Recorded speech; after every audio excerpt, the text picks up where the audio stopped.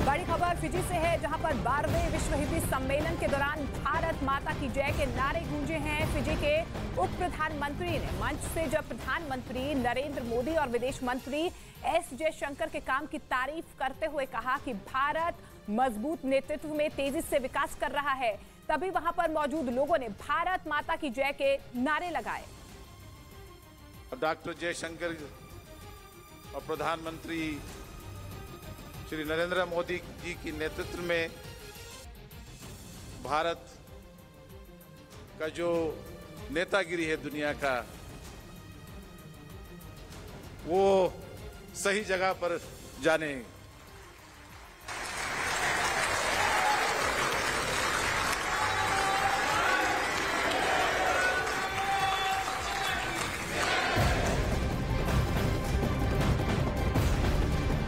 तो फिजी में 12वें विश्व हिंदी सम्मेलन के दौरान विदेश मंत्री एस जयशंकर ने कहा कि हिंदी को विश्व भाषा बनाने के लिए आगे भी प्रयास होते रहने चाहिए। उन्होंने कहा कि ऐसा सम्मेलन दूसरे देशों में भी होना चाहिए।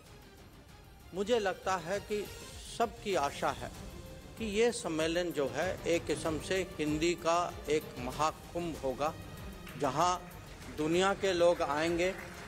सब लोग जो हैं ये माने हिंदी के विषय में ये एक नेटवर्किंग, ग्लोबल नेटवर्किंग की एक प्लेटफॉर्म बनेगी। अमेरिका के ओहायो में केमिकल से भरे टैंकर लेकर जा रही ट्रेन हादसे के 13 दिन बाद वहां के पानी में जहर घुलने की खौफनाक चेतावनी दी गई। ये चेतावनी खुद ओहायो के गवर्नर ने दी, क्योंकि 3 फरवरी को जो ट्रेन ओहायो से गुजर रही थी वो खतरनाक केमिकल से भरे कई टैंकर लेकर जा रही थी। लेकिन तब किसी ने नहीं सोचा था कि ये ट्रेन हजारों लोगों के लिए मौत की ट्रेन बन जाएगी। वो भी एक ऐसी मौत जो एक झटके में नहीं बल्कि तिल तिल कर मारती है, क्योंकि ट्रेन पर लदे टैंकरों में खतरनाक केमिकल भरे हुए थे और जैसे ही ट्रेन पटरी से उतरी, जहर से भरे टैंकर काफी दूर तक बिखर गए। उनसे निकलने वाला केमिकल जमीन पर फैल गया और वो घातक जहर धीरे धीरे रिस कर जमीन के अंदर जाने लगा, जिसके बाद ओहायो के गवर्नर ने लोगों को एक ऐसी चेतावनी दे दी जो किसी की भी धड़कनें रोक दे। उन्होंने ओहायो के लोगों को सलाह दी कि वो फिलहाल सिर्फ बोतल बंद पानी ही पिएं, क्योंकि ओहायो के ईस्ट पैलेस्टाइन समेत दूसरे कई इलाकों के पानी में जहर घुला हो सकता है। ईस्ट पैलेस्टाइन में ही केमिकल से भरे टैंकर लेकर जा रही ट्रेन हादसे का शिकार हो गई थी, जिसके बाद कई दिनों तक तो ओहायो का प्रशासन इस खतरे से आंखें मूंदे सोता रहा।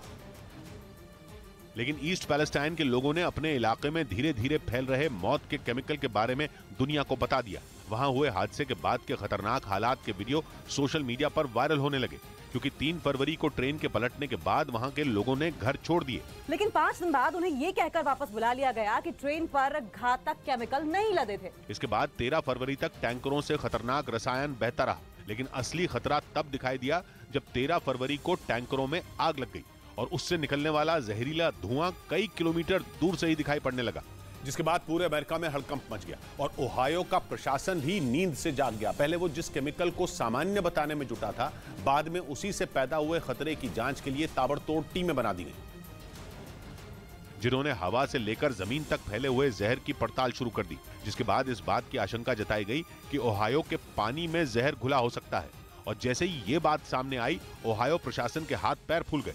आनन फानन में ओहायो के गवर्नर ने लोगों को नल, कुएं और नदी का पानी इस्तेमाल नहीं करने की चेतावनी दे दी। खास तौर पर उन्होंने ईस्ट पैलेस्टाइन के लोगों को सावधानी बरतने के लिए कह दिया, क्योंकि ईस्ट पैलेस्टाइन में जिस जगह ट्रेन पटरी से उतरी, वहां से करीब 12 किलोमीटर दूर एक नदी में 3,500 मछलियां मरी पाई गईं, जिसके बाद ये डर जताया गया कि मछलियों की मौत पानी में जहरीला केमिकल घुलने की वजह से हुई।